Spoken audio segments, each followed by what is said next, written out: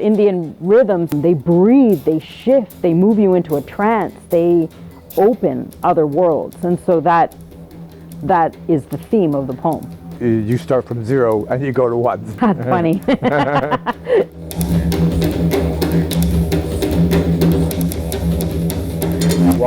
Welcome back to my place, Nadia. While we were doing zeros and ones in Montreal, you were in Vancouver that time. That's right. Okay, and you came to join us here. You actually got a travel grant from the Canada Council. Wow, my that's first amazing. one. Your first bingo.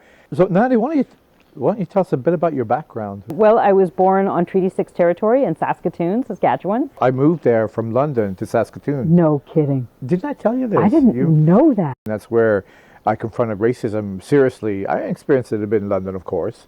But I had a lot of white friends in London, though. And then I went to Saskatoon. I was practically the only kid of color in my school, and I got the crap beaten out of me for years. And burning skin came from that experience. How did we get involved? How did this all happen?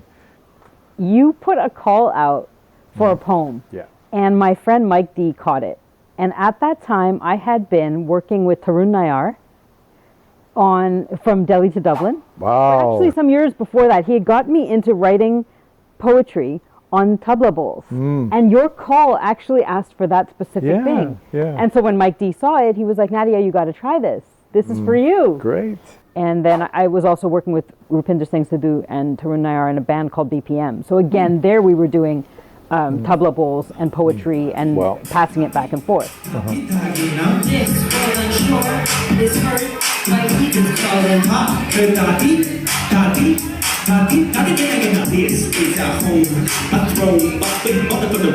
Conicals. They don't mean anything, but they're the striking of the fingers on the drum. Takadimi, takatakita. Takita dinagina, scale economy wina. That's it. That's one of my favorite lines. Wow. Yeah. It's nice to hear it again. Yeah. And actually that poem for me, at that time was one of the most complex things I'd written. There's a lot of story in it. There's a lot of through lines. It's my whole politic. It asked me to do something at a different level. And there was no part of me that thought I would be the one to be accepted. I went to different writing sites, specifically those that South Asians might be interested in. And I received a number of different poems, but they were just all too nice. And I didn't want nice. And then what I think is very interesting, Nadia, is you did not send me the poem written. You sent me an MP3. Yeah. You sent me your voice because, yes, this is spoken word. It blew me away listening to it. Look how big you are, how far you've come. Thump, thump, with your thumb in the plum. Yeah, amazing. Please mind the gap between map and trap, precision, attack, sustain. Who's game? Who's game? Pickings of the viral change. Look how quickly we have all rearranged the zeros and ones.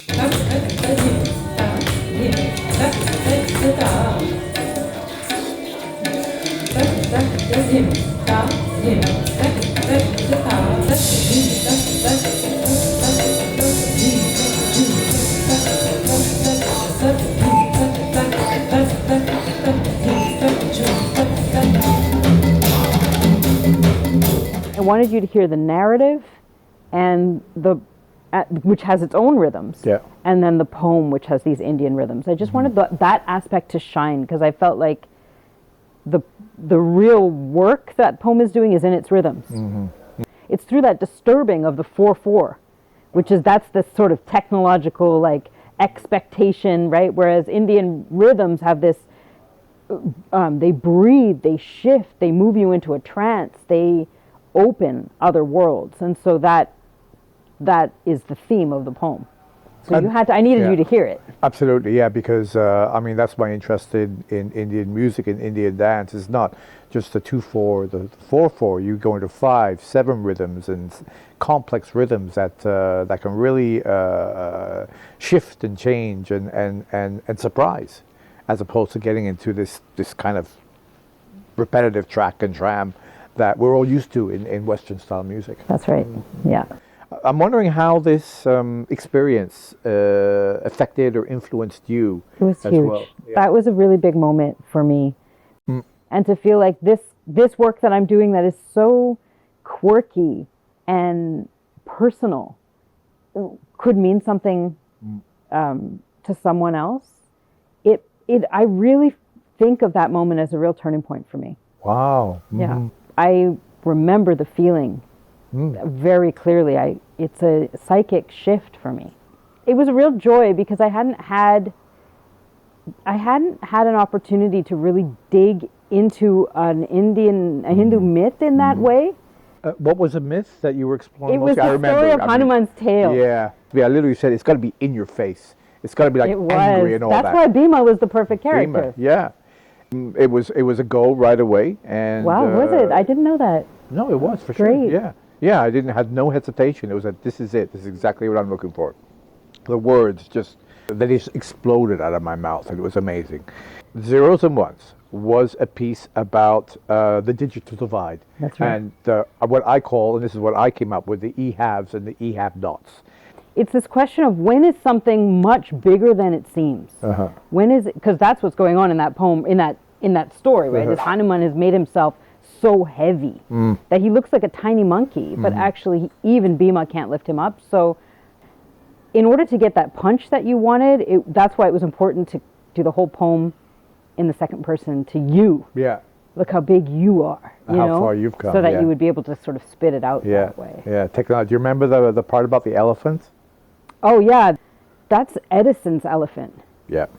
So Edison electrocuted an elephant in In Times Square to prove the existence of electricity. Yeah, and that overblown punch. I mean, now in 2021, we can see, Bezos is a trillionaire, and you see this massive overblown punch. Exactly. Them going up into space. It's just like the elephant again. It's like the number of people you could feed with that, and the amount of help you can do to you can actually pay your people decently. Anyways, we're not going to go into that. On my perspective, my first trip to India was 1994. Like, nobody had cell phones back then. And then I go to India again 10 years later, and the vegetable seller in the corner, he has a cell phone, now. Everybody's sort of having it. The prevalence, the encroachment of Western influence. Well, this is another theme that's in that poem that you're reminding me of now is the Coca-Cola and how it flooded the water tables. Yeah. And so we think about technology as the machines themselves, but then you realize it's actually also this whole manufacturing. Like, you remember Coca-Cola used to be illegal in India. I didn't know that. And that's why they had only thumbs up. And then when they let them in, there were so many deaths from these corporations coming in. So when there was also that aspect of this big technological haves and have-nots, like who then has access to natural resources because of this? Mm-hmm. Yeah, Coca-Cola drank the water. Oh, you dirty liar. Yeah. That's one of my desires was to incorporate technology in the work, and I've always been interested in sound movement, where I make a movement and a sound is generated from the speakers.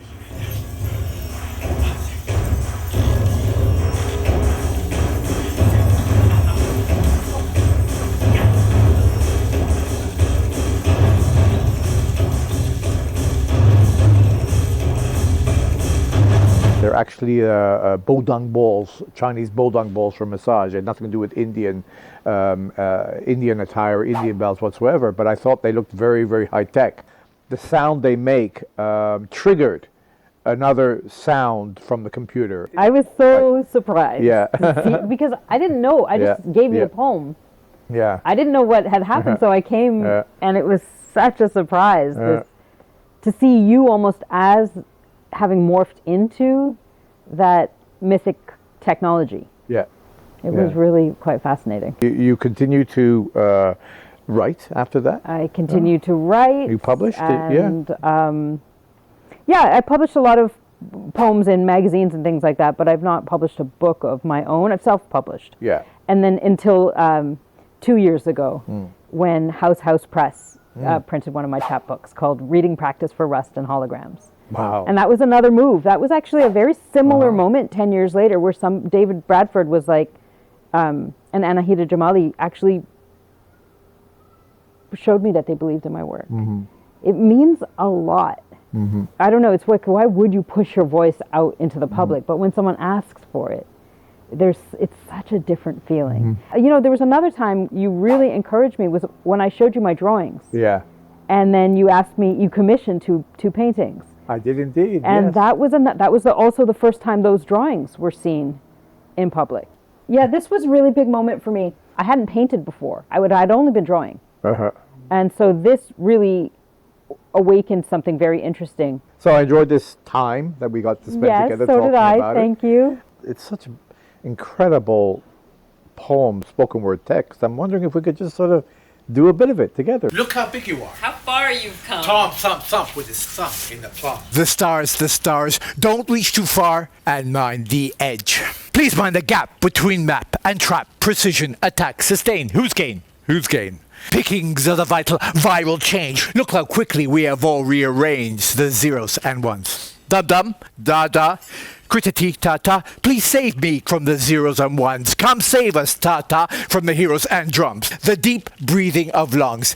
Now we're hanging from the hairs of our cubicle squares. Formula sum of the parts left behind from a safeguard divine. Breath, lungs, face, time, da-da. Please save us from ta-ta, crittity, da-da. Commitment, work ethic, where does it all get us? NRI breathless, Tatigina, scale economy a winner. Failure to provide the Dinagino Tom thump with his thumb in the plum.